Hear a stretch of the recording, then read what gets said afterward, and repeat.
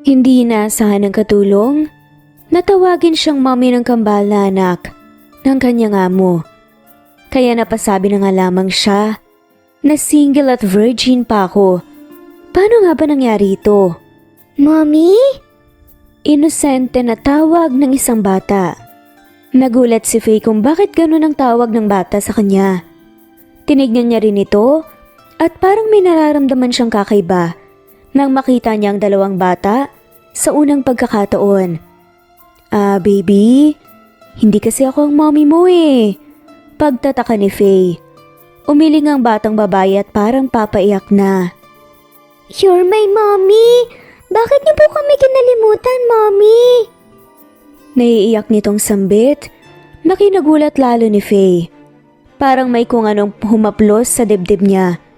Pero lumuhod siya at inayos ang buhok ng bata. Baby, sorry pero hindi kasi ako ang mommy mo. Isa lang akong hamak na katulong. At single na single pa ako at wala pang nakakabuntis sa akin. Paano nga ba nagsimula ang lahat? At bakit tinawag na mommy ng isang mayamang batang isang hamak na katulong? Alamin natin. Faye. Napapikit sa inis si Faye nang marinig ang malakas sa tawag ng amo niyang si Janus. Padabog niyang sinalampak sa sahig ang gamit niyang mop. Dahil wala pa nga siya sa kalahati ng paglilinis, tinawag na naman siya nito. 3 taon nang naging katulong si Faye ng amo niyang si Janus Young. Isa itong architect at may sariling firm. Ang alam lang niya, wala nang magulang ang amo niya kaya't marami rin itong negosyo sa iba't ibang lugar sa Pilipinas. Hindi lang rin siya ang katulong sa mansyon. 3 sila roon. Pero hindi batid ni Faye kung bakit sa lahat ng katulong siya palagi ang laging tinatawag ng amo niya. Walang pakialam si Janus sa ibang kasamahan niya. Minsan nga nararamdaman niya lang na hindi yata katulong ang role niya sa buhay ng amo. Magpaka-baby na naman si Sir Janus kay Faye. Sabay tawa ni Marie nang makita si Faye na papasok ng kwarto ng amo nila. Bugnot ang mukha ni Faye na papalapit sa pinto at kita yon ng dalawa. For sure, pulang-pula na naman sa galit si Faye mamaya. Bakit ba kasi masyadong makakalimutin si Sir? Tugon ni Leslie habang nagpupunas ng mesa. Minsan kasi, kapag may nawawala, si Faye palaging matatawag kahit sa maliit na bagay lamang. Hindi tuloy alam nila kung sinasadya na ba talaga ng amo nila para makapasok si Faye sa loob ng kwarto nito. Pero kawawa rin si Sir, no? Malungkot na sambit pa ni Marie. Napatigil tuloy si Leslie sa pagpunas ng mesa. Wala na rin tayong magagawa. Ang atin lang sumuporta. Makahulog ang sagot naman ni Leslie at pinagpatuloy ang pagpunas. Hay nako, sana matapos ang araw na to, sabi pa ni Faye sa sarili. Huminga ng malalim bago kumatok sa pintuan ng kwarto ni Janus. Nang mabuksan nakita niya ang magaling na amo na prente lamang na nakahiga sa kama at nanunood ng TV. Sir, ano pong kailangan niyo?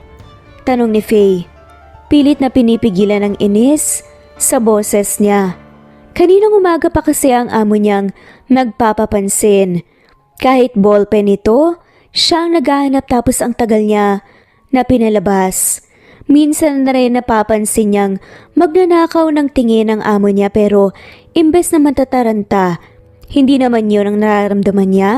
Ang kaso hindi lang talaga siya komportable. Sa 3 taon niyang nagtrabaho, unti-unting lumalapit ang amo sa buhay niya. Kaya dahil rin tao lang siya at masyado ring papansin ang amo niya, hindi niya mapigilang magustuhan ito kahit na alam niyang concern lang naman ang amo sa kanya. Hindi ko makita ang remote ng TV. Pwede bang hanapin mo? Sabi pa ni Janus. Nakaupo sa kama at mukhang walang balak bumangon para tumulong. Napairap si Faye ngunit ngumiti pa rin. Sir, heto na naman po tayo.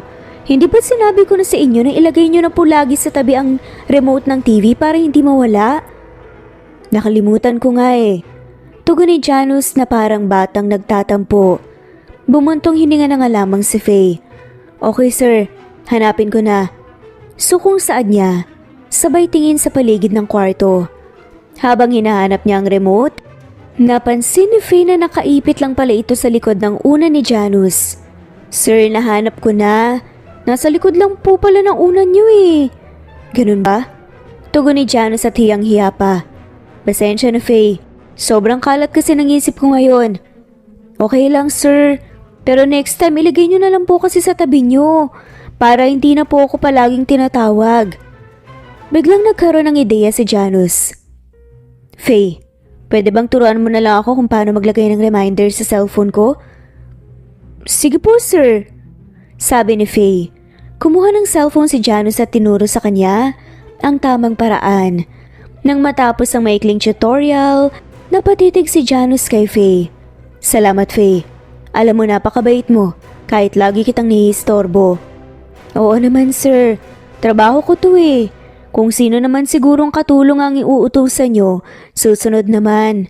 Sagot pa ni Faye. "Pero iba ka naman sa kanila, Faye." Diretsong sambit pa ni Janus. Tumaas ang kilay ni Faye. Doon rin na-realize ni Janus ang sinabi at napaubo, kunwari. "Sige, ito lang muna." Kahit nagtataka, hindi na lang rin ito pinansin ni Faye at nagpaalam upang bumalik sa labas. Habang bumabalik si Faye sa kusina, nakangiti si Marie at Leslie na nakatingin sa kanya. "Oh, anong drama na naman ni Sir Janus?" Tanong ni Marie. Kunwari interesadong interesado. "Remote ng TV lang pala, nasa likod ng unan lang niya." Sagot naman ni Faye sabay ikot ng mata. "Grabe talaga si Sir. Napaka-baby pagdating sa'yo." Sabi ni Leslie sabay tawa. "Alam niyo, next time, lalagyan ko na talaga ng tracking device ang remote ng TV ni Sir Janus para hindi na ako palaging tinatawag." Sabi pa ni Faye. Tila may naisip na ideya. Natawa na nga lamang ng malakas sina Maria at Leslie. "Good idea yan, Faye. Baka pati cellphone niya kailangan din ng tracker ha." Biro pa ni Marie. "Ewan ko ba? Parang sinusubok talaga ako ni Sir Janus sa araw-araw. Pero wala, trabaho ko to eh." Sagot ni Faye. "Pero sa'yo lang yan ganyan si Sir, no? Hindi ko naman pala alam na may special treatment palang makakatulong." Pabirong saad pa ni Marie. Doon na rin natigilan si Faye at napaisip. Special treatment bang matatawag na ako palaging inuutusan niya? Pati pagpili ng susuotin niya at dapat pati sa pagkain nandun ako sa pagsisilbi sa kanya. Alam niyo bang wala akong tulog minsan dahil sa trip niya? Pati ba naman kapag trip niyang maglasing dapat nandun ako tapos sa aliwin siya. Kulang na nga lang doon ako matulog sa kwarto niya eh." Reklamong sabi pa ni Faye at maras na pinapagpag ang panglinis ng bintana. Humagikik naman ang dalawang kasama niya. "Correction, Faye. Kulang na lang asawahin ka talaga ni Sir." Umikot na nga lamang ang mata ni Faye. "No way. No way in my gorgeous body. Kahit gwapo si Sir, ayoko siyang maging asawa, no? Masyado siyang nakadepende sa akin. Pabebe." "Pero hindi ka ba talaga nagka-crush sa kanya, Faye? Alam mo bang former model si Sir Janus? Lahat na yata ng ideal man ng babae matatagpuan sa kanya." Kinikilig pa, nasambit ni Leslie. "Wala talaga." Sagot ni Faye habang patuloy na pinagpag ang alikabok sa bintana. "Kahit anong kagwapuhan pa ni Sir Janus, hindi ako natutuwa sa ugali niyang parang bata." "Ang harsh mo naman." "Pero gets ko. Mahirap nga namang magtrabaho kung parang babysitter ka na rin." "Alam mo, Faye, baka naman kaya special treatment ka ni Sir kasi may gusto siya sa'yo. Diba?" Hirit pa ni Leslie, sabay kindat. "Tumigil nga kayo dyan." Sagot na nga lamang ni Faye at pilit na tinatago ang pamumula ng pisngi. "Trabaho lang to, walang personalan." "Pero seryoso, Faye, sabi ni Marie, kung lagi kang tinatawag ni Sir at hindi bang katulong, baka nga may ibig sabihin yun. Hindi naman siguro ganun kadaling makalimot ang isang tao kung hindi kanya gustong makita lagi, diba?" "Ewan ko ba?" Sagot ni Faye. Tumigil sandali at napatingin sa labas ng bintana. "Kung may gusto man siya, hindi ko na problema yun. Ang problema ko, paano ko matatapos lahat ng trabaho ko ngayong araw?" "O siya, tama lang kwentuhan." Sabi ni Leslie balik sa pagpupunas ng mesa. May oras pa para magtrabaho, mamaya ng chismisan. Habang abala sa kanilang gawain, napaisip si Faye sa sinabi ng mga kasama. Totoo kaya ang hinala nila? O sadyang makakalimutin lang talaga si Sir Janus? Ayaw niyang bigyan ng mali siya, pero hindi niya maiwasang mapaisip. Nang dumating ang tanghali, nagpasya si Faye na magpahinga muna sandali. Pagkaupo niya sa isang sulok ng kusina, biglang tumunog ang cellphone niya. Si Sir Janus na naman ang tumatawag. Faye, pwede ka bang pumunta dito sa kwarto ko? Tanong ni Janus sa kabilang linya. Sige po sir, sagot ni Faye. Nagtataka kung ano na naman ang kailangan ng amo niya. At bakit naman pati pagtawag sa kanya, kailangan pa ng cellphone. Pagdating niya sa kwarto ni Janus, nakita niya itong nakaupo sa kama. May hawak na notebook. Faye, pasensya na ulit sa istorbo. Pero may gusto sana akong itanong sa'yo. Seryoso pa ang mukha nito. Ano po yun, sir? Nagtatakang tanong pa ni Faye at medyo kinabahan. Faye, matagal na kitang gustong tanungin. Sabi ni Janus, hindi makatingin ang diretso sa mata ni Faye. Hindi ka ba napapagod? Hindi ka ba nagagalit sa akin? Nagulat si Faye sa tanong ni Janus. Sir, trabaho ko po to. Parte na ng responsibilidad ko ang tulungan kayo. Baka kasi masyado na pala akong abusado sa'yo. Sabi pa ni Janus. Gusto kong malaman kung ano talagang nararamdaman mo. Sir, to be honest. Oo, minsan napapagod naman ako, minsan iirita. Pero naiintindihan ko na trabaho ko to. At saka hindi lang naman ako ang katulong rito, diba? Sana hindi niya masamain ang sinabi ko. Sabi ni Faye sabay huminga ng malalim. Napangiti si Janus. Salamat Faye. Alam kong hindi ako perpektong amo pero nagpapasalamat ako sa lahat ng ginagawa mo. Ngumiti rin si Faye. Walang anuman po sir. Basta tandaan niyo lang po yung mga ituturo ko sa inyo para hindi na kayo maligaw. Pero hindi kaagad yun nangyari pagkatapos. Dahil ilang oras pagkatapos ng pag-uusap nila, lumabas siya upang magsampay ng mga damit pero nakarinig siya ng boses na malakas kaya't hininto niya muna ang ginagawa. Nasaan si Faye? Rinig niyang sigaw ni Janus sa loob ng kusina. Kunot noon naman siyang pumasok sa loob dala ang palangganang puno ng labahin. Nakita niyang galit ang mga mata ni Janus na nakatingin sa mga kasamahan niya sa bahay. Hindi niya lubos akalain na ibang treatment ni Janus kumpara kapag siya ang kausap. Maamo ito kapag siya ang kinakausap na kung siguro uutusan niyang maglinis si Janus, gagawin ito kaagad. Pero kapag sa mga kasama niya naman, parang walang pakialam si Janus sa kanila at tinatratong kasambahay talaga. Naguguluhan na tuloy siya kung kasambahay lang ba siya o pamilya ni Janus. Nasa labas po si Faye, sir. Nagpupumilit po kasi siyang maglalaba ngayon. Pagrarason ni Leslie, napasa po na nga lamang si Janus ng noo. I told you that she won't leave the house kahit sa labas. Call her right now. Maautoridad pa ng sigaw ni Janus. Sir Janus, tawag nga ni Faye. Lahat sila nakatingin sa kanya. Parang naginhawa naman ang mga mukha ng mga kasamahan niya na parang big deal sa kanila na makita siya doon. May problema ba rito? Kinakabahang tanong ni Faye dahil kanina patahimik ang mga tao roon. Faye, madiin na tawag ni Janus. Tumingin siya kay Janus at ang kaninang galit na mukha ay parang nawala bigla. Sir? Bakit niyo po sila pinapagalitan? May nangyari po ba? Umiling lang naman si Janus. Pero bago pa siya lumapit kay Faye, pinandilata naman ni Janus ng mata ang mga katulong upang nagsikilos na nga sa ginagawa nila. Bakit wala ka sa pagising ko? Biglang tanong ni Janus nang magkatapat na sila. Ha? Required bang makita mo ako sir pagising mo? Natigilan naman si Janus at napakamot na nga lamang ng batok. Siyempre, ikaw lang naman ang nakakaalam sa daily routine ko. Kaya kailangan kong nasa malapit ka lang. Tumaas ang isang kilay ni Faye. Bakit yata parang may mali sa kinikilos ni Janus? Kahit na Ganito naman talaga ang boss niya, pero pakiramdam niya may mali talaga sa mga nangyayari sa paligid niya. Ganun po ba, sir? Paano kung gusto kong magbakasyon ng isang buwan? Tanong ni Faye, sabay kindat at tila sinusubukan ang kanyang amo. Ano? Hindi pwede yon. Baka mawala ako sa sarili ko. Biglang sagot ni Janus at tila natataranta pa. Biro lang, sir. Pero baka pwede naman akong lumabas kahit saglit lang, di ba? Sabi ba ni Faye? Sabay tawa. Napakamot ng ulo si Janus. Parang napahiya. Pwede naman siguro pero dapat 1 oras lang. 1 oras lang? Parang preso naman ako niyan, sir. Tugon pa ni Faye. Medyo napapangiti pero unfair rin kasi. Ang iba umaalis pero siya hindi. Parang natauhan naman si Janus sa sinabi ni Faye.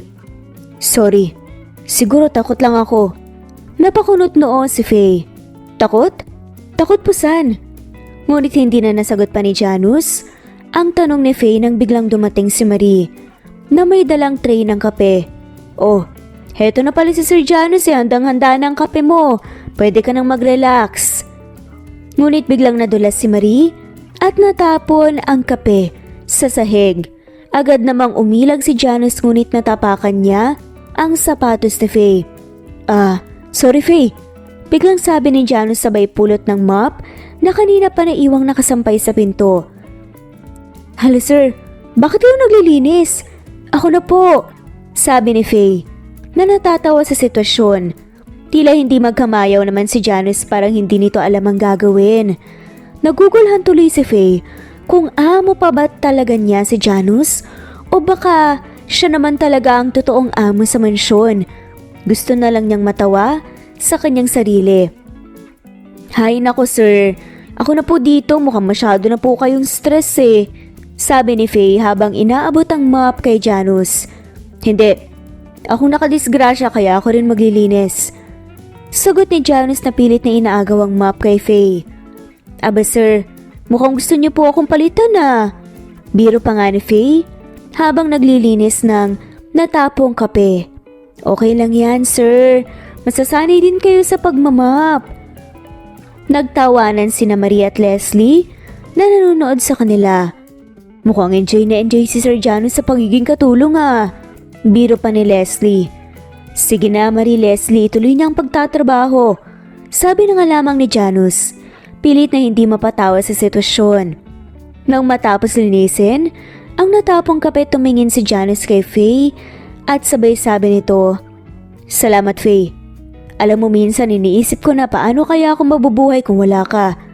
Napatitig si Faye kay Janus. Sir, hindi naman po siguro magiging ganun kahirap. Marami kayong ibang katulong dito na handang tumulong. Hindi ganun kadali, Faye. Sagot ni Janus at seryoso na ang tono. Ikaw lang ang may alam ng lahat ng routines ko. Ang gusto kong kainin, ang mga kailangan ko araw-araw, parang ikaw na ang lifeline ko. Natahimik si Faye. Sir, kung ano man yan, dapat matuto rin kayong maging independent. Hindi po pwedeng palaging nakaasa kayo sa iba. Kailangan nyo rin pong matuto na kayang gawin ng mga bagay kahit mag-isa. Napaisip si Janus. Siguro nga, pero parang ang hirap isipin na walang Faye na nandyan para tumulong. Napangiti na nga lamang si Faye. Hindi niya alam kung anong mararamdaman. Darating rin ang panahon na makakaya nyo rin, sir. Kailangan lang ng konting tiwala sa sarili. Biglang nagring ang cellphone ni Janus. Sinagot niya ito at mukhang may seryosong usapan sa kabilang linya. Nang matapos ang tawag, tumingin siya kay Faye. Faye, may kailangan akong puntahan ngayon. Babalik ako mamayang gabi, pakiayos na lang lahat ng kailangan ng opisina, okay? Bili ni Janus. Opo sir, ingat po kayo. Sagot na nga lamang ni Faye sabay lingon sa mga kasama. Habang paalis si Janus na patingin, sina Maria at Leslie kay Faye. Grabe Faye, parang asawa ka na talaga ni Sir Janus ha? Biro pa nga ni Marie. Ewan ko lang, pero isang bagay lang ang sigurado ko. Kahit na ganito, mahal ko pa rin ang trabaho ko. At gagawin ko ang lahat para sa ikabubuti ni Sir Janus. Nagpatuloy sa trabaho sina Faye Marie at Leslie ngunit hindi maiwasang mapaisip ni Faye sa mga nangyayari. Totoo kaya ang sinasabi ng mga kasama niya na may nararamdaman si Janus para sa kanya? O sadyang mahina lang talaga si Janus sa mga bagay-bagay? Ano man ang totoo, alam ni Faye na kailangan niyang gawin ang kanyang trabaho ng buong puso at dedikasyon. Habang lumalalim na nga ang gabi at bumabalik si Janus sa mansyon na patingin siya sa mga bituin sa langit. Faye, paano kaya kung mawala ka sa buhay ko ulit?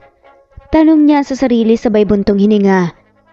Lunes na sa araw na yun, kaya't maagang gumising si Faye para ihanda ang almusal at lunch ng boss niya. Tinimplahan niya rin ito ng kape na paborito nga ni Janus. Pero bago nga siya dumiretso sa kusina, hinatid niya muna ang susuoting damit ni Janus sa kwarto nito. Kumatok muna siya ng 3 beses bago pumasok. Nilagay niya ang mga damit ng maayos sa kama at mukhang maaga ring bumangon ang boss niya dahil wala ni ito sa kwarto. Marahil nasa loob na nga ito ng banyo. Nang mailagay na nga niya ito, tatalikod na nga sana siya nang aksidente siyang nadulas dahil hindi niya napansin ang cord ng plansya. Nanlaking mga mata ni Faye at aambang babagsak na nang may humawak sa kanyang braso. Mabilis na hinila ni Janus si Faye sa braso at naikot pa siya bago lumanding sa bisig ng lalaki. Nagulat si Faye nang maramdaman ang mga bisig ni Janus sa kanyang likuran. Ilang sandali pa'y napatingin siya sa mukha ng amo niya. Parehong nagulat at bahagyang namumula. Okay ka lang ba? Tanong ni Janus na may kaunting utal sa boses at hindi pa rin binibitawan si Faye. Opo sir, salamat. Dagling sagot nga ni Faye. Pilit na iniwas ang tingin sa mga mata ni Janus, ramdam niya ang bilis ng tibok ng puso niya. Hindi niya may paliwanag kung dahil sa pagkakagulat o sa kakaibang init na nararamdaman niya mula sa bisig ng amo niya. Napatitig din si Janus kay Faye. Hindi na yata umiiwas ang kanyang mata sa magandang katulong. Pasensya na. Hindi ko kaagad napansin yung cord. Hindi ko rin nakalain na magiging sanhi pa to ng aksidente. Tumango na nga lamang si Faye at pilit na ngumiti. Okay lang po sir. Minsan talaga may mga bagay na hindi natin inaasahan. Napabuntong hininga si Janus. Tila nawala ang inis na nararamdaman niya kanina. Naiinis siya dahil muntik na namang mapahamak ang babae. Faye, salamat sa lahat ng ginagawa mo para sa akin. Alam ko minsan nakakainis na ako pero lagi kang nandyan. Ngumiti si Faye. Tinapik ang balikat ni Janus. Trabaho ko to sir. Pero alam mo minsan iniisip ko rin, bakit nga ba ako ganito? Siguro dahil importante ka rin sa akin. Napatingin si Janus kay Faye. Tila nagulat sa sinabi nito. Talaga? Hindi ko alam na ganun mo pala ako pinapahalagahan. Ngumiti si Faye at tumingin kay Janus ng diretso sa mata. Opo sir. Siguro hindi lang dahil sa trabaho. Gusto ko rin kasi na maging maayos ang lahat para sa'yo. Natigilan si Janus. Tila nahihiya sa pag-amin ni Faye. Salamat Faye. Hindi ko alam na ganun ka na pala. Kaimportante sa buhay ko. Parehong tahimik ang dalawa. Tila may kakaibang kislap sa mga mata nila. Hindi nila namalayan at tila lumalapit na ang mga mukha nila sa isa't isa. Ngunit bago pa man magtama ang kanilang mga labi, biglang bumukas ang pinto. Sir, ready na po ang almusal niyo, sabi ni Marie. Agad ding napansin ang kakaibang tensyon sa pagitan ni Janus at Faye. Sorry, parang mali yata ang timing ko. Agad namang bumitiw si Janus kay Faye. Medyo namumula pa ang mga pisngi. Sige Marie, susunod na kami, salamat. Tumango si Faye. Nakangiti pa rin. Sige sir, mag-aayos na lang po ako saglit bago bumaba. Habang papalabas si Faye ng kwarto, napangiti siya. Tila may bagong sigla sa kanyang puso. Si Janus naman nakatitig pa rin sa pinto at malalim ang iniisip. Habang naguhugas ang plato si Faye, bigla namang tinawag siya ni Leslie sa labas ng kusina. Oy Faye, pinapatawag ka ulit ni sir. Sambit ni Leslie habang papalapit kay Faye. Ha? Bakit daw? Takang tanong pa nga niya rito. Aba ewan, ako na lang dyan. Mukhang base na base si sir baka may uutos sa'yo. Saad nga nito. Hininto na nga lamang ni Faye ang ginagawa at lumabas na ng kusina. Nakita niyang pababa si Janus sa hagdan at totoo ngang base na base ito pero hindi naman suot pang opisina. Sir, pinapatawag niyo raw po ko? Bungad pa ni Faye. Tumingin si Janus kay Faye at ngumiti. Bibili ako ng damit para sa office party ngayong Sabado, samahan mo akong mamili. Tinuro ni Faye ang sarili. Ako sir? Sigurado kayo? Hindi makapaniwalang tanong ni Faye dahil ilang taon na nga niyang trabaho ito. Usually ay sa loob lang siya ng bahay at kung may bibilihin man na gamit, ang amo, ang designer na mismo ang pumupunta sa mansyon pero ngayon, kakaiba yata. Oo, ayaw mo? Hindi naman po sir pero first time yata ito nangyari. Ngumiti na nga lamang si Janus. Gusto ko rin na makapasyal ka. Sad pa nga nito. Nandito ka lang kasi sa bahay palagi. Okay lang naman sa'yo, di ba? Parte pa rin naman ito ng trabaho mo dahil ikaw lang naman ang may alam kung anong nababagay kong isusuot. Napangiti si Faye sa sinabi ni Janus. Sige po sir, magbibihis lang po ako. Nagbihis lamang ng simpleng damit si Faye, pero dahil maganda at dahil sa hupog ng kanyang katawan, kahit simpleng damit, nababagay sa kanya. Maraming ang naiinggit sa katawan niyang pinagpala. Sumama si Faye kay Janus palabas ng mansyon at pumasok sa kotse nito. Habang nasa biyahe napansin ni Faye ang kakaibang pakiramdam niya. Parang may kasamang excitement at kaba. Saan tayo unang pupunta sir? Tanong ni Faye. Katabi sila ng amo niyang Janus dahil may personal driver naman ang lalaki. May alam akong butik na maganda ang mga damit. Doon tayo pupunta. Sagot ni Janus. Nang makarating sila sa butik, agad silang sinalubong ng mga staff at tinulungan si Janus pumili ng mga damit. Habang namimili si Janus, hindi may iwasan Faye na mapatitig sa kanya. Para bang mas lalo niyang napapansin ang kagwapuhan nito. Faye, ano sa tingin mo? Bagay ba sa akin to? Tanong ni Janus habang hawak ang isang coat. Ngumiti si Faye. Bagay na bagay sir, pero baka mas maganda kung susubukan mo rin yung navy blue na katabi niyan. Kinuha ni Janus ang navy blue blazer at nagbihis sa fitting room. Paglabas niya napanganga si Faye sa sobrang gwapo nga nito. Wow sir, mas bagay sa inyo yan ah. Napangiti si Janus. Salamat Faye. Tama nga kung ikaw ang dinala ko. Ikaw lang talaga ang may alam ng mga bagay na to. Nagpatuloy sila sa pamimili ng mga damit at accessories. Napansin ni Faye na nagiging mas palagay na ang loob ni Janus sa kanya. Minsan pa'y nagbibiro ito at nagpapatawa pa.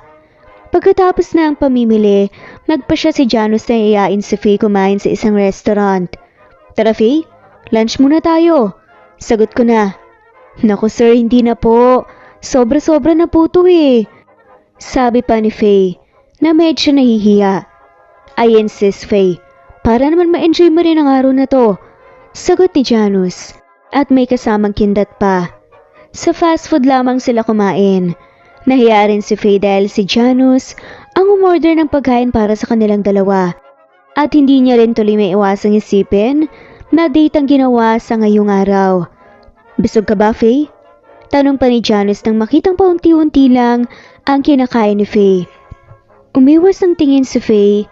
Gusto niyang alisin ang iniisip niya tungkol sa kanilang dalawa ngayon, pero palagi itong nanunumbalik sa isipan niya. Dumagdag pa ang alaalang malapit silang naghalikan at pag-amin niya sa lalaki.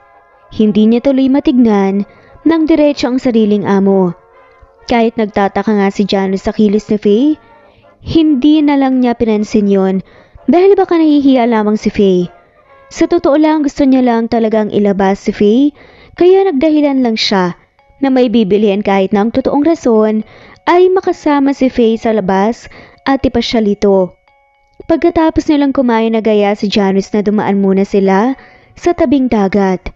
Gabi na rin iyon at alam ni Janus na may fireworks display sa lugar kung saan sila hihinto. Paglabas nila sa kotse, Namangha silang dalawa sa iba't ibang kislap ng bituin sa langit. Naramdaman rin ni Faye ang simoy ng malamig na hangin kaya tumaas ang balihibo niya sa balat. Napansin ito ni Janus kaya kinuha niya ang jacket sa loob ng kotse at ipinatong sa balikat ni Faye. Salamat po sir. Iba pala talaga ang simoy ng hangin sa dalampasigan. Ramdam na ramdam ko ang lamig. Saad pa ni Faye habang ang mga mata ay bumalik sa bilog na buwan. Napatingin si Janus sa sinabi ni Faye. Oo nga, kakaiba ang hangin dito. Minsan kailangan din nating lumabas para ma-relax. Naglakad-lakad sila sa tabing dagat. Tahimik na pinagmamasdan ng alon na dumadampi sa dalampasigan. Tila nababalot sila ng isang mundo na parabang sa kanila lamang. Biglang nagsimula ang fireworks display, nagliliyab ang mga kulay sa kalangitan. Napatigil si Faye at napatingala, namamangha sa ganda ng tanawin. Ang ganda sir, parang napaka-espesyal ng gabing to. Bulong pa ni Faye. Oo, napakaganda nga, lalo na't kasama kita. Biglang sagot ni Janus, may malambing na ngiti sa labi. Hindi maiwasang mapangiti ni Faye kay Janus. Tila nauhulog na ito sa mga mata. Naramdaman niya ang pagginit ng pisngi niya, kaya agad niyang ibinaling ang tingin sa mga paputok. Habang tuloy-tuloy ang fireworks display, napansin ni Janus na tila nalalamig pa rin si Faye. Dahan-dahan niyang inakbayan ito, hinihintay ang reaksyon ng babae. Pero hindi gumalaw si Faye. Nararamdaman niya ang tibok ng puso niya na bumilis. Inilingkis niya ng bahagya ang kanyang braso sa bewang ni Janus. Tila sinasabi na ayos lang sa kanya ang pagiging malapit nila. Tahimik nilang pinanood ang huling bahagi ng fireworks. Walang imikan pero punong-puno ng damdamin ang kanilang paligid.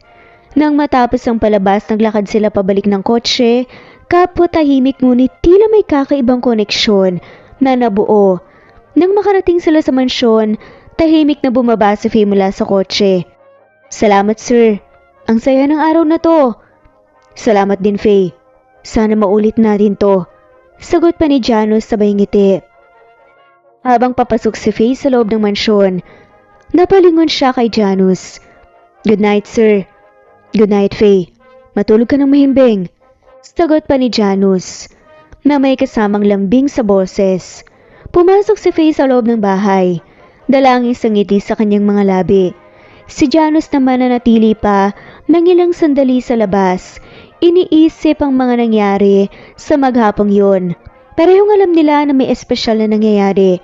Ngunit tila pareho silang hindi pa handang sabihin ng direkta. Maagang gumising si Faye. Hindi mawala ang ngiti sa labi niya. Pero minsan may mga sitwasyon na parang bumabalik. Hindi niya lang batid kung ano, pero katulad lamang noong gabing kasama sila sa dalampasigan may agad siyang naalala. Bigla, pero hindi niya mawari kung ano yun. Parang kung pipilitin niyang alalahanin ay sumasakit lamang ang ulo niya kaya hindi niya nalang pinilit pa. Habang nasa kusina napansin ni Marie at Leslie ang kakaibang sigla ni Faye. Oh Faye, mukhang blooming ka ngayon ah. Anong meron? Anong nangyari ha? Tanong pa ni Marie. Naku wala to. Sinamahan ko lang si Sir Janus mamili ng damit kagabi. Sagot ni Faye sabay kindat. Ganun ba? Mukhang may something na kayo ni Sir ah. Biro pa ni Leslie at pabiro pa nga siyang binabangga sa tagliran gamit ang balikat. Natawa na nga lamang si Faye. Wala yun. Wag niyo na nga akong kulitin. Pero sa loob-loob niya, alam niyang hindi lang basta trabaho ang nangyari sa araw na yun.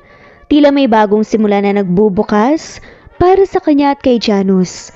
Habang nag-ayos ng mga gamit sa kusina, hindi pa rin tinatantanan ni na Marie at Leslie si Faye sa kanilang pangasar.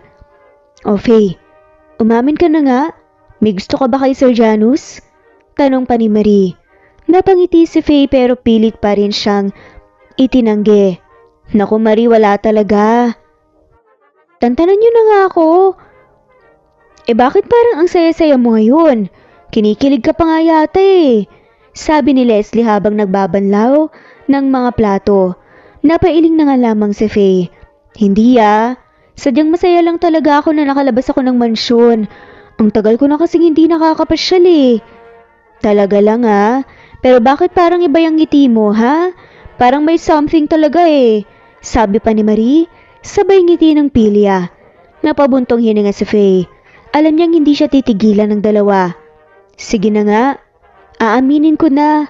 May konting attraction siguro pero trabaho pa rin ang priority ko. Tsaka hindi naman pwede no. Amo ko siya. Napatigil si Marie at Leslie. Parehong nagulat sa pag-amin ni Faye. Talaga Faye? So may chance na pala yan. Tanong pa ni Leslie at sabik malaman ang susunod na mangyayari. Grabe kayo ah. Hindi ko pa rin alam. Tsaka hindi ko naman sigurado kung may gusto talaga siya sa akin eh. Sagot ni Faye at medyo namumula ang pisngi. Baka naman may gusto rin siya sa'yo. Kaya nga siguro ikaw laging tinatawag niya eh. Hirit pa ni Marie. Napaisip si Faye. Ayoko umasa. Masakit pa naman. Birong hirit pa niya. Habang abala sila ang tatlo, sa kusina napansin nila si Janus na nakatayo sa pintuan at nakangiting hindi kita ang ngipin na nakatingin sa kanilang pwesto. Anong pinag-usapan niyo dyan? Tanong ni Janus. Nagulat ang tatlo, lalo na si Faye. Wala sir, kwentuhan lang po. Ngumiti si Janus. Sige, magpahinga rin kayo pagkatapos lalo ka na Faye. Habang paalis si Janus, nagkatinginan nga sina Marie at Leslie kay Faye. Parehong nakangiti. Tignan mo yan, Faye, ang sweet ni sir sa'yo. Special treatment, sus! Pangasar pa nga ni Marie. Natawa na lamang si Faye. Tama na yan. Tapusin niyo na nga muna ang ginagawa niyo. Mas busy sila sa mga sumunod na araw dahil may bisita raw ang amo nilang si Janus. Hindi rin naman batid ni Faye kung sino ang mga bisita dahil wala namang sinabi si Janus sa kanya. Minsan kasi, sinasabihan siya nito in advance pero ngayon ay mukhang busy ang amo niya. Faye, pakilagay muna ito sa mesa. Turo ni Leslie sa naluto ng menudo. Ako na muna ang tatapos ng niluluto mo. Dagdag pa nito. Kumunot naman ang noo ni Faye sa sinabi ni Leslie. Pwede naman na sila muna ang naghahatid at bihira lang gumagawa ng tungkol sa pagluluto si Leslie. Ayaw kasi talaga nitong magluto. Masyadong mapili sa trabaho si Leslie kaya minsan nag-aaway pa sila ni Marie dahil lang sa gawain. Kinuha na lang niya ang pagkain at dumiretso sa dining area. Hindi lang siya ang busy, kundi ang iba rin kasama nila sa bahay. Maya-maya pa, narinig niya ang tunog ng busina. Huminto siya sa pagkilos at tinignan kung sino ang nasa labas. Tumingin pa siya sa mga kasama niya dahil baka may maunang nagbukas ng gate pero parang walang naririnig ang mga kasama niya. Nagpa siya na nga lamang na siya na ang magbukas nito. Binuksan niya ang gate at hindi niya kilala ang kotse ang papasok. Curious tuloy siya kaya't hindi niya mapigilan na silipin kung sino ito at matigilan na nga lamang siya nang makita ang amo niya kasama ang isang babae sa loob. Hindi siya agad pumasok sa loob. Hinintay niya pang lumabas ang nasa loob ng kotse. Maya-maya pa lumabas si Janus at umikot pa ito upang buksan ang passenger seat. Nagulat na nga lamang siya nang may lumabas na isang babaeng ubod ng ganda. Napakaputi nito, na itim ang buhok, mas mataas pa sa kanya, kaya nakaramdam kaagad siya ng insecurity at selos. Aalis na nga sana siya doon nang mapansin ang pagbukas ng isa pang pinto ng kotse. Maya-maya pa bumaba ang dalawa na maliit na paa at may sumunod ulit. Nagulit si Faye nang makitang dalawang cute na bata at magkamukhang magkamukha pero iba-iba naman ang mga suot na dress at kulay. Namilog pa ang mga mata niya nang lumapit kagad ang mga ito kay Janus at sa babae. Hindi siya mapalagay sa nakita. May anak ba si Janus? May asawa na ba siya? Bakit ngayon niya lang nalaman? Pero kung meron nga malalaman rin naman niya kagad. Tinignan niya pabalik ang babae at ang mga bata at parang may kung anong nararamdaman siya nang makitang resemblance ng mga bata sa babaeng kasama nila. Nakatayo pa rin si Faye sa may gate, hindi makapaniwala sa nakita. Habang papasok si Janus kasama ang babae at ang dalawang bata, nagkatinginan sila ni Faye. Ngunit imbes na batiin siya, mabilis na tumalikod si Janus at tinulungan ng babae at ang mga bata papunta sa loob ng mansyon. Faye, pakisara na lang ang gate, sabi pa ni Janus. Hindi man lamang tinitigan ni Faye ng deretsahan. Napalunok si Faye. Sige po sir, sagot niya. Pilit na nagpipigil ng luha. Agad niyang sinara ang gate at bumalik na nga sa loob ng bahay. Habang nag-aayos siya ng kusina, hindi mawala sa isip niya ang nakita. Sino-sino kaya ang mga kasama ni Janus? Bakit hindi niya ito nabanggit kanina? Parang biglang bumigat ang pakiramdam niya. Nakatingin lamang sa kanya sina Marie at Leslie. Tila nag-aabang ng kwento. O Faye, anong nangyari? Bakit parang lutang ka? Tanong ni Leslie sabay lingon kay Marie. Nakita ko lang si Sir Janus na may kasamang babae at dalawang bata. Hindi ko alam na may pamilya na pala siya. Sagot ni Faye at pilit nang umingiti. Nagkatinginan sina Marie at Leslie. Baka naman kamag-anak lang, sabi pa ni Marie. Sinusubukang pagaanin ang loob ni Faye. Baka nga, sagot na nga lamang ni Faye pero halatang wala siyang tiwala sa sinabi ni Marie. Maya-maya pa narinig nilang naglalaro ang mga bata sa sala. Lumabas si Faye para tignan kung anong nangyayari. Nakita niya si Janus na nakikipaglaro sa mga bata habang kausap ang babae. Daddy, can we play outside? Tanong ng isa sa mga bata kay Janus na ikinagulat ni Faye. Parang binagsakan ng langit si Faye sa narinig. Tumalikod siya at mabilis na bumalik sa kusina. Pilit na pinipigilan ang kanyang mga luha. Narinig yun ni Marie at agad na lumapit kay Faye. Faye, anong nangyari? Tanong ni Marie na nag-aalala. Daddy, tinawag siyang dati nung bata. Sagot pa ni Faye at hindi napigilan ang pagtulo ng kanyang mga luha. May pamilya na pala si Sir Janus. Bakit hindi ko man lang nalaman? Hindi ko rin alam, Faye. Hindi rin kasi namin alam. Pero sana naman mali ang iniisip natin. Sagot ni Marie at hinahagod ang likod ni Faye. Habang nagtatagal, mas lalong sumasakit ang pakiramdam ni Faye.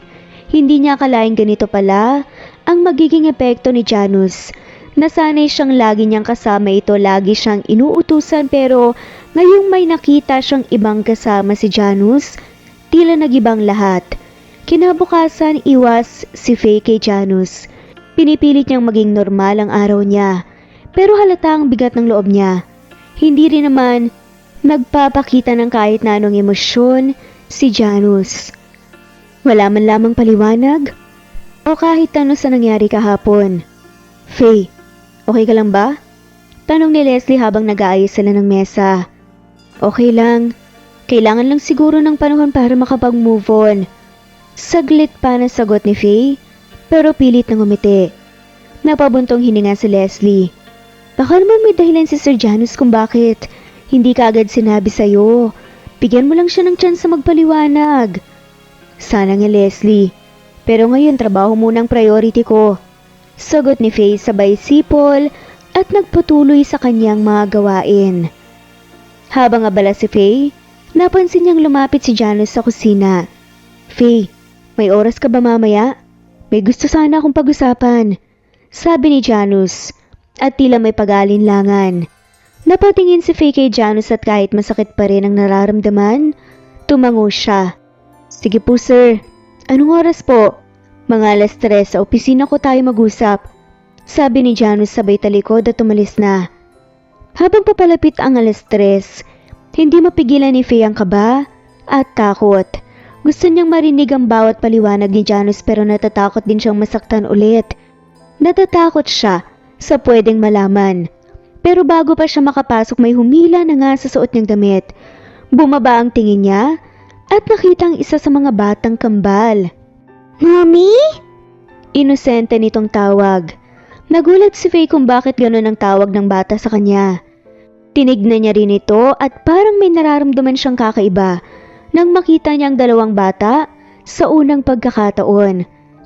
Baby, hindi ako ang mommy mo. Pagtataka pa nga ni Faye. Umiling ang batang babae at parang papaiyak na. You're my mommy! Bakit niyo po kami Mommy! Naiiyak pa nga nitong sambit na kinagulat lalo ni Faye. Parang may kung anong humaplos sa dibdib niya.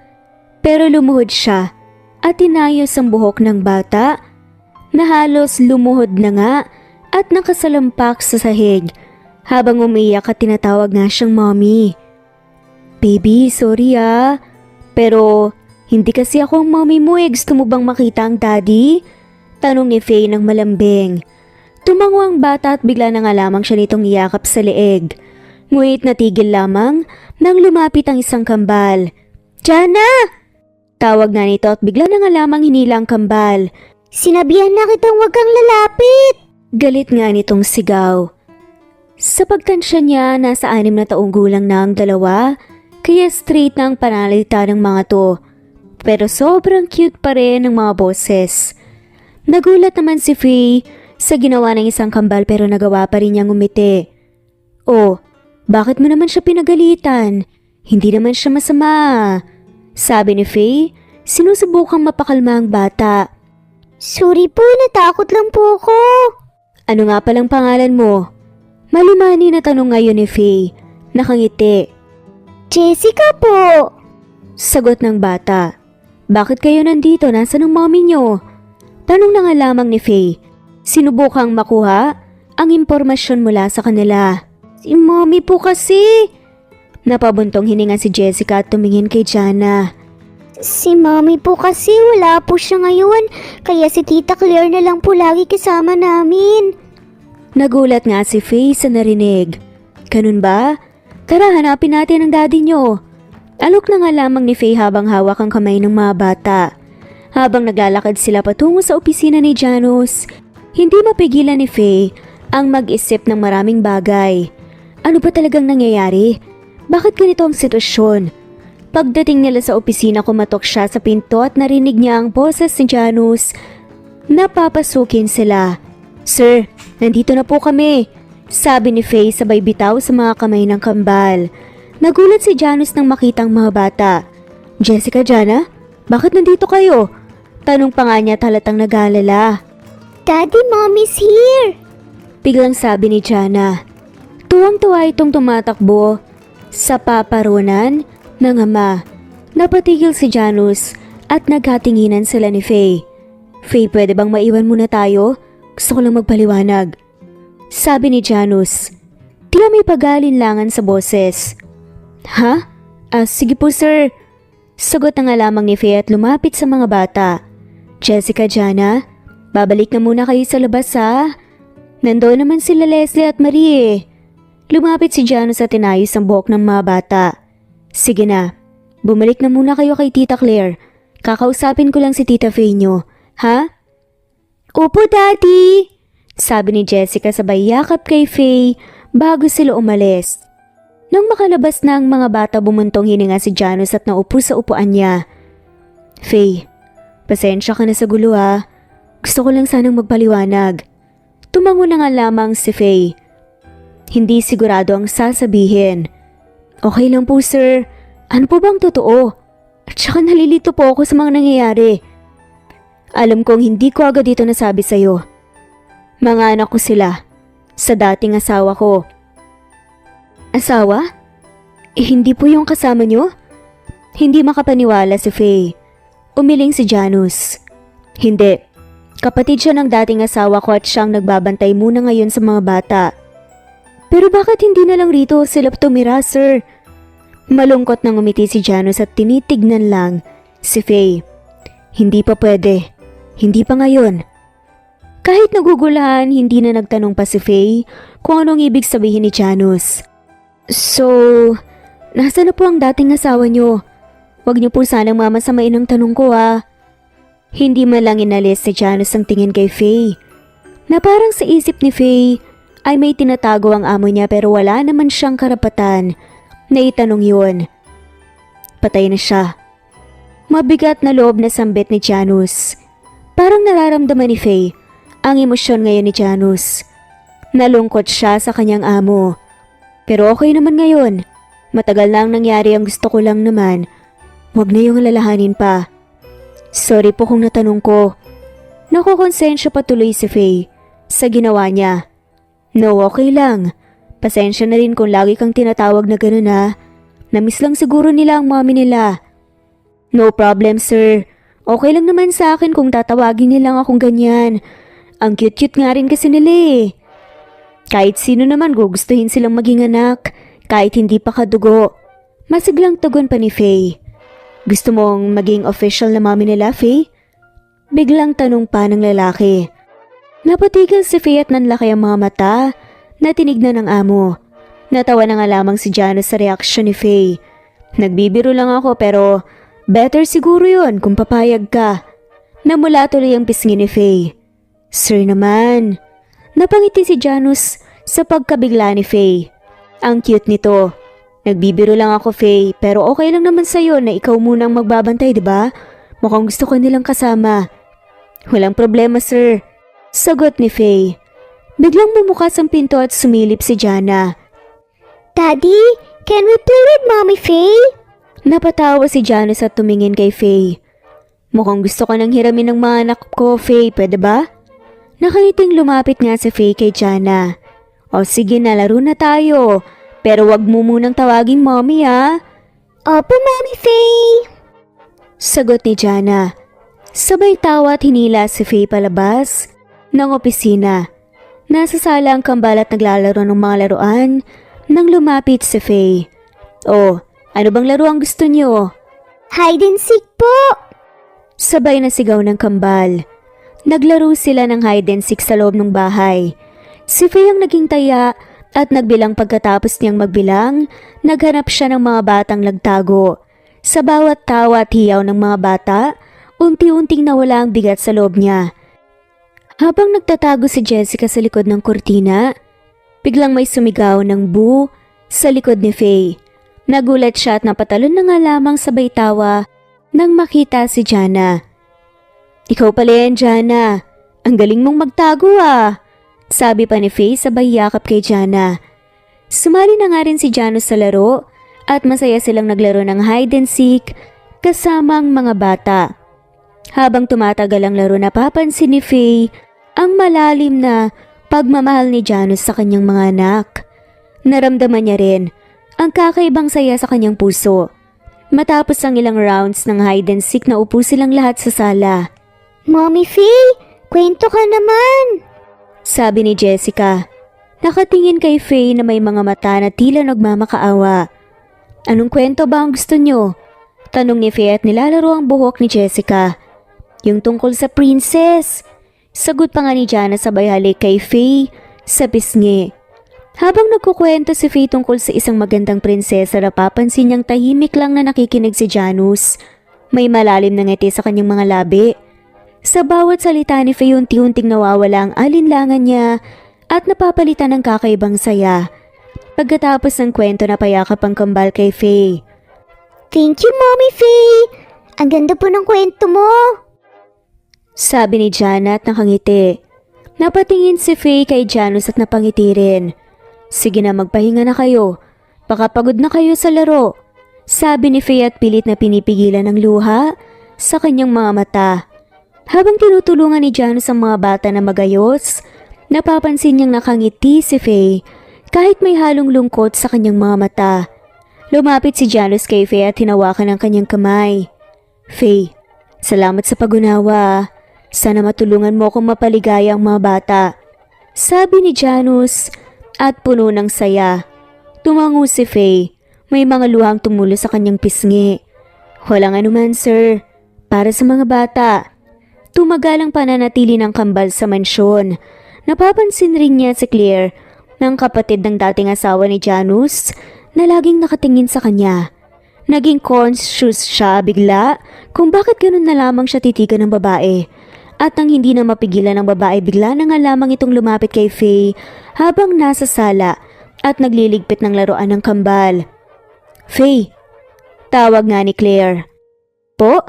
Sagot na nga lamang ni Faye at lumingon kay Claire. Magiging ganyan ka na lang ba palagi? Hindi ka man lang naging suspicious sa paligid mo? Hindi mawari ni Faye ang ibig sabihin ni Claire. Anong gusto nitong ipahiwatig sa kanya? At bakit habang nakatingin siya sa mga mata ng babae ay bigla na nga lamang may pumasok na senaryo sa isip niya? Isang senaryo kung saan ang nakakatandang babae ay hawak ang kamay ng kapatid nitong babae at sabay silang tumakbo sa daan na may ngiti sa muka. Napahawak si Faye sa sariling ulo. Biglang bumigat ang pakiramdam niya. Nag-aalala si Claire kaya lumapit siya dito. Okay ka lang? Ngunit biglang naputo lang sasabihin ni Claire nang tumakbo papalapit si Janus sa kanilang pwesto. What have you done? May galit pa sa tono na sabi ni Janus kay Claire at dinaluhan ng nahihilong si Faye. Wala naman akong ginawa. Sumakit lang bigla ang ulo niya. Depensa naman ni Claire. May sinabi ka kaya naging ganito si Faye. Huwag mo munang kausapin si Faye sa ngayon. Hindi pa niya kaya. Hindi pwedeng mabigla siya. Sagot ni Janus narinig ni Faye at mas lalo siyang naging curious tungkol doon. Pero Janus, 3 taon na ang lumipas. Kung wala tayong gagawin, ganyan na lang ba siya palagi? At may karapatan naman akong kausapin siya, bakit ba nilalayo mo siya sa amin? Inis na sambit ni Claire. Tumalim ang titig ni Janus. Huwag mong tanungin ang obvious, Claire. Alam mong sagot sa tanong mo. Iniwan nila si Claire doon na nakatulala. Nangihinang umupo sa couch at tinignan na lamang ang likod ni Faye. Nang makapasok sa loob ng kwarto ni Faye, may pinainom agad si Janus sa kanya. Hindi niya alam kung ano ito pero wala na nga siyang lakas pa na magsalita. Pagkatapos uminom ng gamot na ibinigay ni Janus, unti-unting bumalik ang lakas ni Faye. Naramdaman niyang mas magaan ang kanyang pakiramdam. Inalalayan siya ni Janus hanggang sa makaupo siya sa kama. Salamat po sir, mahina niyang sabi. Ngumiti si Janus. Basta kailangan mo ng tulong, andito lang ako. Magpahinga ka na muna, Faye. Tumango si Faye, pero hindi mawala sa isip niya ang mga sinabi ni Claire. Habang nagpapahinga, unti-unting bumabalik ang mga alaala sa kanyang isip. Ngunit, parang may harang pa rin na hindi niya matanggal-tanggal. Pagkatapos ng ilang oras ng pag-iisip, nagpasya siyang maglakad-lakad sa loob ng mansion para maglibang. Habang naglalakad sa pasilyo, napansin niya ang isang pinto na bahagyang nakabukas. Pumasok siya at nakita niya ang isang kwartong puno ng mga gamit at kahon. Napukaw ang kanyang atensyon ng isang lumang photo album na nasa ibabaw ng mesa. Kinuha niya ito at dahan-dahang binuksan. Sa bawat pahina nakita niya ang mga larawan ni Janus at ng 2 bata. May mga litrato rin ng kambal noong sila'y mas bata pa. Ngunit nagulat siya nang makita ang isang pamilyar na mukha, ang kanyang mukha. Isa sa mga larawan ang nagpakita sa kanya na kasama si Janus. Hindi siya makapaniwala sa nakita. Suot niya ang isang magarang gown at si Janus naman ay nakatoksedo. May hawak silang bulaklak at masaya silang nakangiti. Ito'y malinaw na larawan ng kanilang kasal. Nanginginig ang kanyang mga kamay habang tinitingnan ng iba pang mga larawan. Naroon ang mga larawan nila bilang mag-asawa kasama ang kambal noong mga sanggol pa lamang sila. Halos mabitawan ni Faye ang photo album sa sobrang gulat. Hindi maaari. Bulong niya sa sarili. Bakit wala akong maalala? Nasa kalagitnaan siya ng pag-iisip nang biglang bumukas ang pinto at pumasok si Janus. Nagulat siya nang makita si Faye na hawak ang photo album. Faye, dapat hindi mo yan nakita, sabi ni Janus. Halatang may pag-aalala sa boses niya. Sir, anong ibig sabihin nito? Tanong ni Faye. Pilit na pinipigilan ang kanyang mga luha. Bakit ako nandito sa mga larawan? Bakit parang akong asawa mo?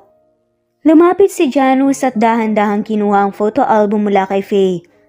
May mga bagay na hindi mo dapat malaman. Pero dahil nakita mo na, wala na akong magagawa. Pakiusap, sabihin mo sa akin ng totoo.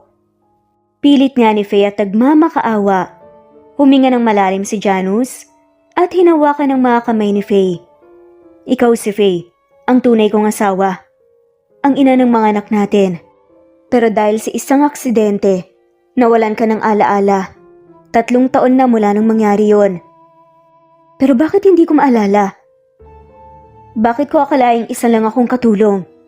Tanong nga ni Faye at labis nalilito. Dahil gusto kong maalala mo ng kusa. Malungkot na sagot ni Janus. Nagkakilala tayo noon dahil katulong rin kita. Nahulog ako sa'yo at ganun ka rin. Kaya tinulungan kitang maabot ang pangarap mong makatapos ang pag-aaral. Hanggang sa nagpa siya tayong magpakasal. Pero nag-away kayo ng mama mo. Nasaktan ka nang malaman na ang perang binigay mo sa kanila ay binayad lang nila sa sugal. Pinagkatulungan ka nila. Sa araw na yon kaya umiiyak kang tumatakbo sa labas. Sinundan ka ni Claire, pero hindi mo lang napansin ang kotseng paparating kaya nabangga ka. Si Claire?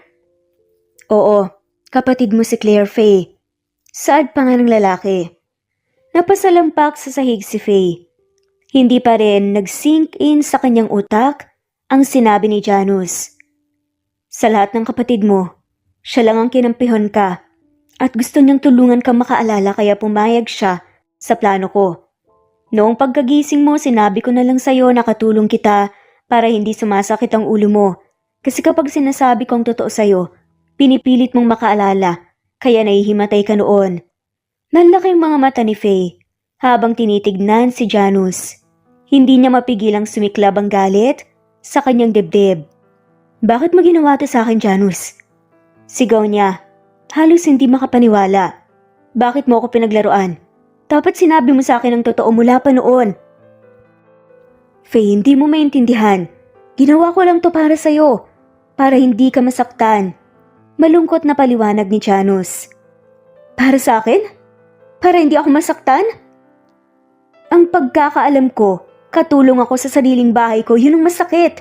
Nagtago kayo sa akin. Umakbang palapit si Janus. Sinusubukang hawakan ang kamay ni Faye. Ngunit umiwas siya. Faye, mahal na mahal kita. Gusto ko lang na unti-unti kang makaalala. Ayokong madaliin ka. Huwag mo akong hawakan. Hindi mo ba naisip na masakit din para sa akin na wala akong maalala? Na parang nawawala ang kalahati ng pagkatao ko. Gusto ko sanang malaman ng lahat kahit gaano pa kasakit. Hindi malaman ni Janus ang gagawin. Faye, patawarin mo ko. Gusto ko lang naman na bumalik ang lahat sa dati. Mahal na mahal kita. Napasalampak na si Faye sa sahig at umiiyak pa rin. Hindi ko alam kung paano ko to tatanggapin. Lahat ng to, napakabigat. Lumuhod si Janus sa harap niya. Hawak ang mga kamay ni Faye kahit na umiiwas ito. Please Faye, bigyan mo ko ng pagkakataon. Gagawin ko ang lahat para bumalik ang alaala mo. Gagawin ko ang lahat para mapatawad mo ko. Huminga ng malalim si Faye. Pilit na kumakalma ang sarili. Janus, kailangan ko ng oras. Hindi ko pa kayang tanggapin lahat ng to. Kailangan ko munang mag-isa. Tumayo si Janus. Halatang nasasaktan. Pero nauunawaan ang nararamdaman ni Faye. Kung yun ang gusto mo, Faye, maghihintay ako. Pero tandaan mo, mahal na mahal kita. At ang mga bata. Handa akong gawin ang lahat para sa inyo. Nang makalabas si Janus sa silid, naiwan si Faye na umiiyak. Sa bawat patak ng kanyang luha, unti-unti niyang sinusubukang tanggapin ang bagong realidad na bumalot sa kanyang mundo. Naakala niya ay simple lamang siyang katulong, pero hindi niya inaasahan na mas malaki pala ang papel niya sa buhay ni Janus. Nagpa siyang lumabas si Faye. Hindi niya inaasahan na makita ang kambal ng mga anak niya pala. Tila libo-libong karayom ang tumusok sa dibdib niya nang makita ang mga anak. Nasasaktan siya dahil nakalimutan niya ang dating buhay. Naakala niya noon na wala siyang pamilya pero meron pala at malapit ito sa kanya. Hindi niya namalayan na unti-unti na siyang lumalapit sa paruruunan ng kambal. Hindi tumitigil ang mga luha ni Faye na bumuhos. Napansin siya ng isa sa mga kambal na si Jana at tumakbo ito papunta sa kanya. Mommy? Inosenteng sambit ni Jana. Lumuhod si Faye at niyakap ang anak. I'm sorry kung hindi ko kayo naalala. I'm sorry mga anak ko. Nagulat si Jana sa reaksyon ni Faye ngunit tinaplos niya ang mukha nito. Mami, bakit ka po umiiyak? Huwag ka na pong umiyak. Hinaplos ni Faye ang buhok ni Jan habang pinipilit niyang kalmahin ang sarili. Hindi ko man maalala ang lahat pero gusto kong malaman mo na mahalaga kayo sa akin. Gusto kong makasama kayo, talagaan kayo. Napatingin si Jana sa kapatid niyang si Jessica na lumapit na rin. Mommy, mahal ka rin po namin. Miss na miss ka na rin po namin, Mommy. Sabi ni Jessica sabay yakap sa kanyang ina. Mas lalong bumuhos ang luha ni Faye habang yakap-yakap niya ang kanyang mga anak. Patawarin niyo ako mga anak. Hindi ko maalala ang mga nakaraan natin pero pangako gagawin ko ang lahat para maalagaan kayo at maging mabuting ina sa inyo. Okay lang Mommy, basta kasama ka namin, sabi ni Jana. Nakangiti si Faye sa sinabi ng kanyang anak. Salamat Jana. Jessica, kayo ang magiging inspirasyon ko para subukang alalahanin ang lahat at gumaling ng tuluyan. Habang nakayakap sila, nakita nga ni Faye ang pagmamahal sa mga mata ng kanyang mga anak. Alam niyang mahaba pa ang kanyang lalakbayin pero sa bawat araw na makakasama niyang kanyang pamilya unti-unti niyang matatanggap ang kanyang bagong realidad. Pagkatapos ng ilang sandali tumayo si Faye at tinakay ang kanyang mga anak patungo sa sala. Tara maglaro tayo. Gusto kong makilala kayo ng mabuti. Natuwa ang kambal at sabay-sabay nga silang nagtungo sa sala. Naglaro sila ng mga laruan at nagtawanan habang nakikipagkwentuhan. Unti-unting naramdaman ni Faye na kahit hindi pa bumabalik ang kanyang alaala, mayroong bagong simula na naghihintay para sa kanilang pamilya. Sa kalagitnaan ng kanilang laro, napansin ni Faye si Janus na nakatayo sa may pintuan at pinagmamasdan sila. Masaya ang mga mata nitong nakatingin sila. Bumuntong hininga si Faye at seryosong tinignan ang amo niyang asawa pala niya. Baka gusto niyong lumapit rin dito, sir.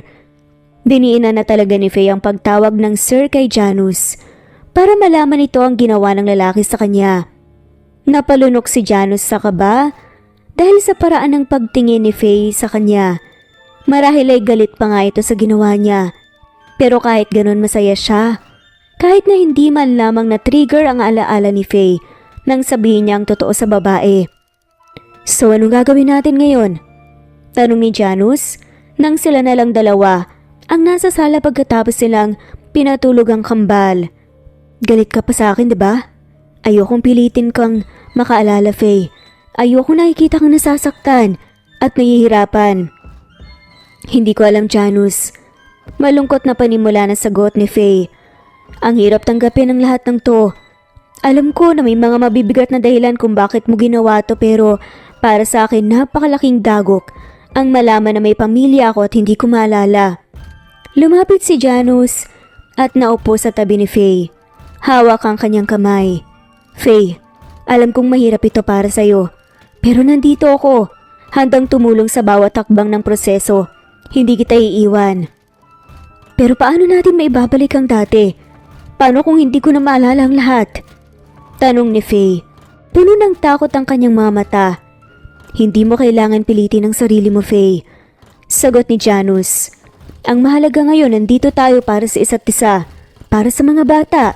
Unti-unting, maaaring bumalik ang mga alaala mo. Pero kahit hindi, ang mahalaga ay alam mo na mahal kita. At mahal na mahal ka rin ng mga anak natin. Tahimik na nag-isip si Faye. Alam niyang mahaba pa ang proseso para muling bumuo ng mga alaala. Pero sa kabila ng lahat nararamdaman niya ang pagmamahal at suporta ni Janus at ng kanilang mga anak. Nakatulong ito sa kanya upang unti-unting tanggapin ang bagong yugto ng kanyang buhay. Salamat, Janus. Sabi ni Faye. Pinipilit ng umiti. Bibigyan ko to ng pagkakataon. Para sa atin, para sa mga bata. Pero kailangan ko ng oras. Saad na nga lamang ito. Oo, Faye. Maghihintay ako. Handa akong maghintay. Sagot ni Janus, pinipigilan ng mga luhang gustong bumuhos. Nalaman ni Faye na alam pala ng mga tao sa loob kung sino siya, pati na rin ang dalawang kasambahay. Pakiramdam niya ay pinagkaisahan siya pero tinutulungan lang siyang makaalala kaagad. Pero kahit anong gawin, hindi na talaga bumabalik pa. Pumayag si Faye na bumalik ang dating buhay niya, ang pagiging asawa ni Janus. Pero ayaw niyang sa iisang kwarto lang silang dalawa dahil ang gusto niya lang munang gampanan ay ang pagiging ina ng kambal.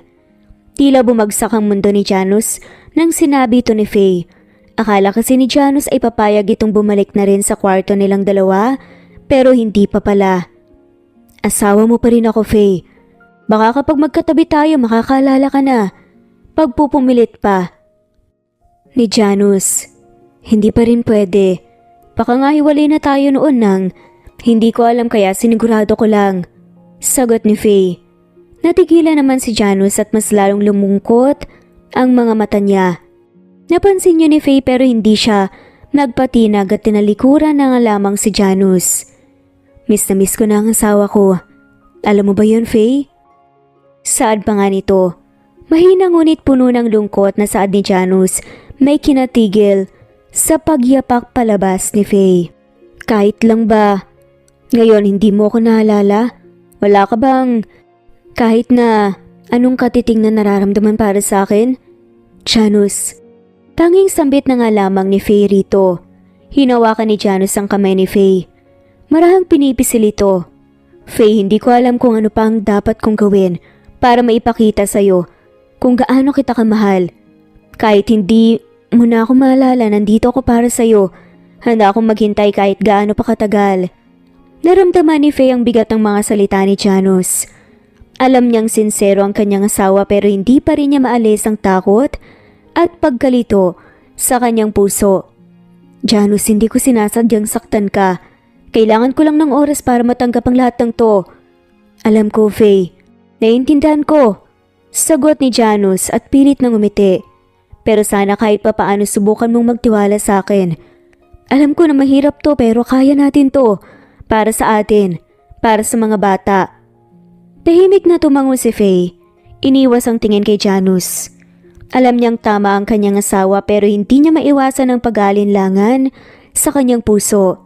Sige, subukan nating ayusin to. Pero kailangan ko muna ng espasyo. Hindi ko pa kaya na bumalik sa dati ng mabilisan. Salamat, Faye. Yan lang ang hiling ko. Nasubukan natin. Sagot pa ni Janus. Puno ng pag-asa ang mga mata. Basta't nandito ka, may pag-asa pa tayo. Nang gabing yun, humiga si Faye sa kanyang kama. Iniisip ang mga nangyari. Alam niyang mahaba pa ang kanyang lalakbayin pero sa kabila ng lahat, nararamdaman niya ang pagmamahal at suporta ni Janus. Sana, unti-unti niyang matutunan na muling magtiwala at mahalin ang kanyang asawa at buuin muli ang kanilang pamilya. Kinabukasan nagising si Faye na may bagong pag-asa. Bago bumangon, nagpasya siyang maglakad-lakad sa paligid ng mansyon upang pag-isipan ang mga susunod niyang hakbang. Habang naglalakad, nakita niya si Claire na nagdidilig ng mga halaman sa hardin. Claire, tawag nga ni Faye. Lumapit nga si Claire at ngumiti. Good morning, Faye, kamusta ka? Medyo okay naman. Sagot ni Faye at pilit na ngumiti. Gusto ko lang sanang magpasalamat sa lahat ng tulong mo. Alam kong mahirap para sa iyong sitwasyon na to. Ngumiti si Claire. At hinawakan ang kamay ni Faye. Kahit anong mangyari, nandito ako para sa iyo. Mahal na mahal ka namin, Faye. Kapatid kita. At kilala rin kita kaya alam kong malalampasan mo rin to. Tutulungan ka namin. Napangiti si Faye at naramdaman ang init ng pagmamahal ng kanyang kapatid. Salamat. Sana unti-unti ko nang maalala ang lahat para hindi na rin mahirap sa inyo. Niyakap siya ni Claire. Basta nandito lang kami, Faye, hindi ka nag-iisa. Sa mga sumunod na araw, unti-unting natutunan ni Faye na muling magtiwala at yakapin ang bagong realidad ng kanyang buhay. Sa kabila ng lahat, alam niyang may mga tao sa kanyang paligid na handang tumulong at magmahal sa kanya sa kabila ng kanyang mga pagkalimot. Habang lumilipas ang mga araw, naging mas malapit si Faye sa kanyang mga anak at kay Janus. Unti-unti niyang natutunan na tanggapin ang pagmamahal ng kanyang pamilya. At sa bawat araw na lumilipas, nararamdaman niyang unti-unti na rin siyang bumabalik sa dati. Nakatayo si Faye sa harap ng isang malaking salamin, tinitingnan ang kanyang sarili. Marami na siyang natutunan at naranasan sa mga nakalipas na buwan. Ang dating pakiramdam ng kawalan ay napalitan na ng bagong pag-asang hindi niya inaasahan. Biglang pumasok si Janus sa silid. Hawak ang isang bulaklak. "Faye, may sorpresa ako para sa'yo." Nagtataka si Faye. "Ano yun, Janus?" Ngumiti si Janus at tiniabot ang bulaklak kay Faye. "Gusto kitang isayaw. Tulad ng dati." Nagtaka si Faye ngunit tinanggap ang bulaklak. Sabay tanong ng, "Tulad ng dati?" "Oo," sagot ni Janus. Humakbang palapit at tinalalayan si Faye sa pagyapak sa sahig ng silid. "Gusto kong maalala mo kung paano tayo sumasayaw ng mga unang araw natin bilang mag-asawa." Habang nagsasayaw sila, unti-unting bumabalik ang maalaala kay Faye. Ang mga yakap, mga halakhak at ang pagmamahal na nararamdaman niya para kay Janus. Hindi man niya maalala ang lahat, alam niyang sa mga sandaling yun buo ang kanyang puso. "Janus," bulong ni Faye na puno ng emosyon. "Hindi mo kailangan sabihin, Faye. Alam ko," sagot ni Janus habang ngumingiti. "Mahal na mahal kita at palagi kitang mamahalin." Habang patuloy silang sumasayaw, nararamdaman ni Faye na unti-unti niyang natatagpuan ang kanyang sarili. Kasama ang kanyang pamilya na laging nandyan para sa kanya. At sa mga sandaling yon, alam niyang kayang harapin ang anumang pagsubok basta't kasama ang mga mahal niya sa buhay. Mabilis na lumipas ang mga panahon. Makalipas ang ilang taon, heto sila sa isang magandang venue na inorganize nga mismo ng asawa ni Faye na si Janus. Isa-celebrate kasi nila ang kanilang wedding anniversary. Happy anniversary po, Daddy, Mommy! Sabay na sabi ng kambal at hawak pa sa magkabilaan ng cake na in-order nga nila para sa kanilang parents. Wala na nga silang mahihiling pa dahil sobrang saya na nga at matiwasay ng kanilang buhay. Puno ng pagmamahal at tiwala sa isa't isa na kaya nilang lagpasan lahat ng unos basta hindi sila mag-give up at magtitiwala nga sila sa Panginoon at sa isa't isa. At dito na nga po nagtatapos ang kwentong pagmamahalan ni Faye at Janus. Maraming salamat po sa lahat ng mawalang sawang sumusubaybay. I-comment lamang po kung gusto niyo pong magpa-shoutout at kung saan po kayo nakikinig. At isya-shoutout po namin kayo bilang pasasalamat sa walang sawang pagsubaybay sa ating munting channel. Thanks for listening, God bless at shoutout po sa mga sumusunod. Alfonso Torres, Angeline Serrano Latawan, Pasita Elazar, Batang Ibunan, Adela Tangpep, Felicidad Carion, Presbyteros Rose, Connie Dayawon, Miras Channel Annali Flor, Lisa, Reynaldo Balmeo, Arlene Gabayno, Flor de Lina, Edelwina Villadon, Lina Almazon, Rowena Gabukay, Ramonita Umadhay, Lina Almazan, Aileen Glagana, Waynoni, Anya Lucas, Porcupine TV, Alexa Ani Gomez, Jeyo Cadtec, Jessica Vargas, Teresita Schmid, Marlene Yales, Natalie Navarro, Beth Sardina, Teresita, Eli Bitasolo, Romana Gorospe, Rosemary Vasquez, Ana Victoria, Alexander Hidalgo Jr., Leonidas Manalang, Nino Regidor, Helen Murillo, Megan Manuel, Anita Hernando, Mer Bendoy, Corazon Danke, Hermo Jeans Dupal, Nitz Nebria, Violeta Murillo, Eli Evangelista Anderson, Benigna Delicana, Buenaventura Belna, Armenda Tula, Isaac Ablon, Enday Lebra, Waynoni Anya Lucas, Marilyn San Jose, Shirley Rose Hamayan, Berry, Nitz, Vida Dichosa, Berto Manuzon, Nitza, Eli Ramirez, Maria Merly Brogada, Elvi Candontol, Nenita Fene, Juliet Kaday, Harem Ruhi, All About My Dogs, Angelina Samia, Merlin Baroza, Maria Luisa Abichuela, Yale, Lina Cruz, Kincia Nuevas, Geraldine Agustina Aniceto, Carmencita Falcon, MJ Peder, Imelda Forteza, Chari, Melds Nagales, Julieta Hermosura, Zenaida Porter, Rosemary Corpus, Mona Lisa Chiba, Ruby Baskugin, Prima Jane Del Larmino, Presbyteros Rose, Juans Flora Jr., Mary Rose Carillo Jesusa, Enday Samante, Enday Lebra, Yolanda Tejida, Honey Villasenor, Tessie, Marichan, Ann Mariano, Wilma Guzman, Gabrielio, Liu, Maria Rica Natividad,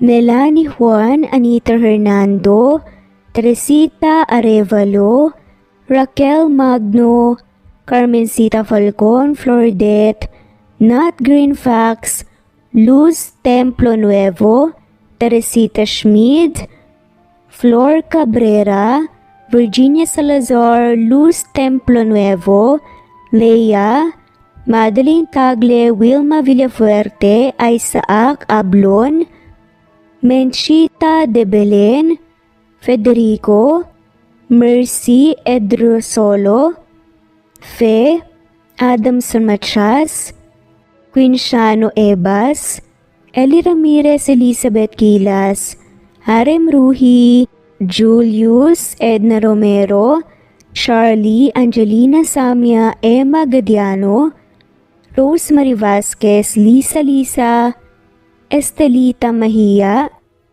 Elvi Candontol, Corazon Danke of University of Eastern Philippines University, Teresita, Neil Bacolor, Evangeline Zamora, Charlie Jane Clemente, Susan Upaga, Susan Rodrigo, Fred Deliza de Guzman, Juby Hernandez, Helen Murillo, Edarlina Fahil,